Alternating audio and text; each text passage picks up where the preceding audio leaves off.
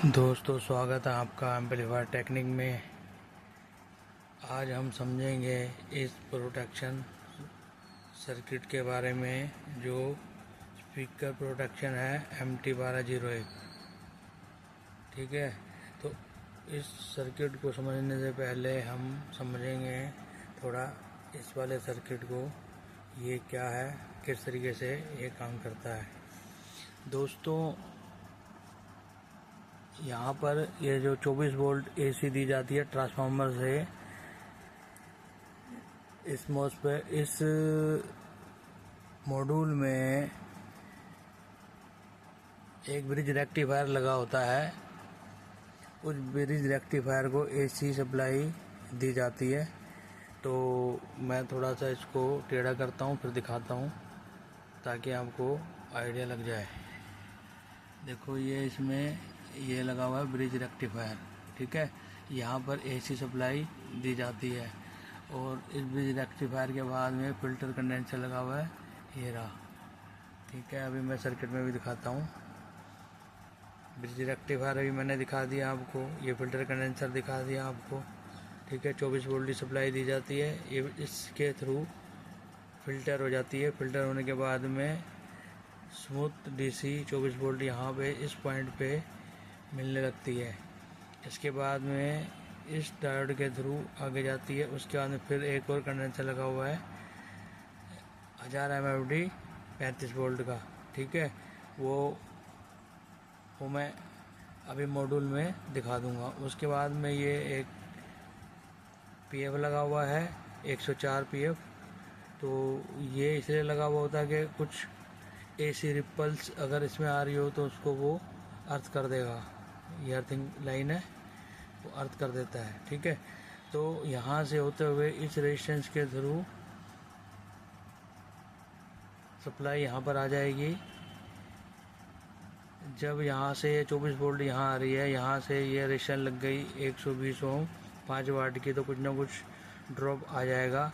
Drop आने के बाद में अगर ये फैन जो लगा हुआ है यहाँ पर 24 वोल्ट का, तो उसको कम वोल्टेज मिलेगी। कम वोल्टेज मिलेगी तो ये वाला जो यहाँ जो फैन लगा होगा, जहाँ पर ये कनेक्शन जा रहा है, वो धीरे नॉर्मल स्पीड से चलेगा। जितनी उसकी स्पीड है उससे कम स्पीड से चलेगा। ठीक है, यहाँ से 24 वोल्ट यहाँ से इस रेजिस्टेंस की वजह से कम हो गया। कम होने के बाद में यहाँ से होके पॉजिटिव सप्लाई यहाँ आ गई और ये अर्थिंग लाइन यहाँ से यहाँ फैन पे पहुँच गई। तो जब किसी भी वजह से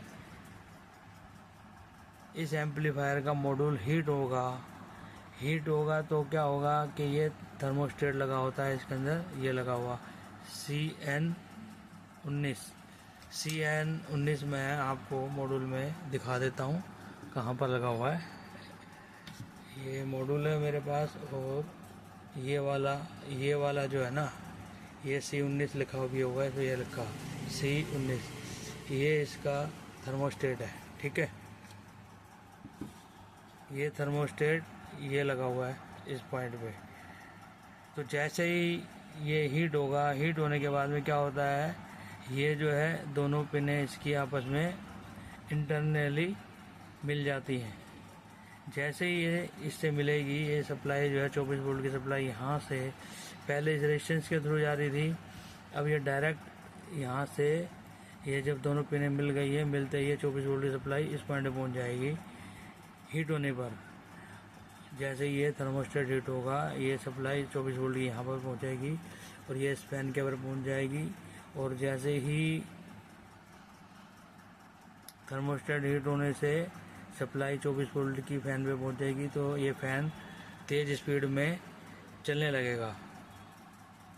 उससे ये फ़ायदा होगा कि ये जो फैन है उसको मॉड्यूल को जल्दी से ठंडा करता है, ताकि आपका मॉड्यूल में लगे ट्रांजिस्टर ख़राब ना हो। उसके लिए फ़ैन तेज़ स्पीड में चलने लगता है, इसी के लिए ये सर्किट बनाया गया है। अगर हम जैसे ही एम्पलीफायर को ऑन करते हैं, ऑन करने के बाद में प्रोटेक्शन की लाइट चल रही होती है, मान लो जैसे हम ऑन करते हैं, ऑन होते ही 1 सेकंड के लिए एलईडी चलती है प्रोटेक्शन वाली, फिर वो बंद हो जाती है। यही होता है सभी एम्पलीफायरों में, ठीक है। अगर वो एलईडी जो है प्रोटेक्शन वाली जलती नहीं है, बिल्कुल भी नहीं जलती, तो और ये फ़ैन भी अगर आपका नहीं चल रहा है, तो आप ये समझ सकते हैं कि ये जो 24 वोल्ट की सप्लाई है ये यहाँ पर नहीं पहुँच रही इस ब्रिज रेक्टिफायर के बाद में।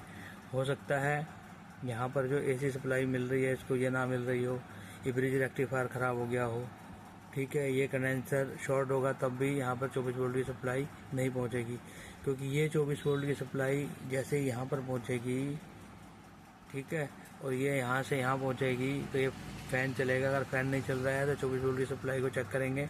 24 वोल्ट की सप्लाई क्योंकि यहाँ पर भी आती है, और यहाँ पर आने के बाद में इस रिले को भी ये 24 वोल्ट की सप्लाई ऑन करती है। अगर हमारा फ़ैन भी नहीं चल रहा और ये रिले भी ऑन नहीं हो रही, तो इसका मतलब ये हुआ कि हमारी जो 24 वोल्ट की सप्लाई है ये नहीं आ रही, ठीक है। तो इसी से हमें एक फाल्ट तो तुरंत ये पता लग जाता है कि सप्लाई 24 वोल्ट की नहीं पहुंच रही है, तभी ये फ़ैन नहीं चल रहा और ये प्रोटेक्शन बता रहा है। एलईडी प्रोटेक्शन वाली आपकी जल जाती है, तो ये प्रॉब्लम आएगी, ये सप्लाई नहीं आ रही होगी तो आपको तुरंत पता लग जाएगा कि फ़ैन नहीं चल रहा है, तो 24 वोल्ट की सप्लाई नहीं आ रही होगी, इस वजह से प्रोटेक्शन की प्रॉब्लम आ रही है। तो मैं आज यही बताऊंगा। उसके बाद में अगली वीडियो में मैं आपको, क्योंकि वीडियो लंबी हो जाएगी, इस वाले सर्किट के बारे में आपको पूरी जानकारी दूंगा कि ये वाला प्रोटेक्शन सर्किट किस तरीके से काम करता है। तो मिलते हैं अगली वीडियो में, तब तक के लिए नमस्कार।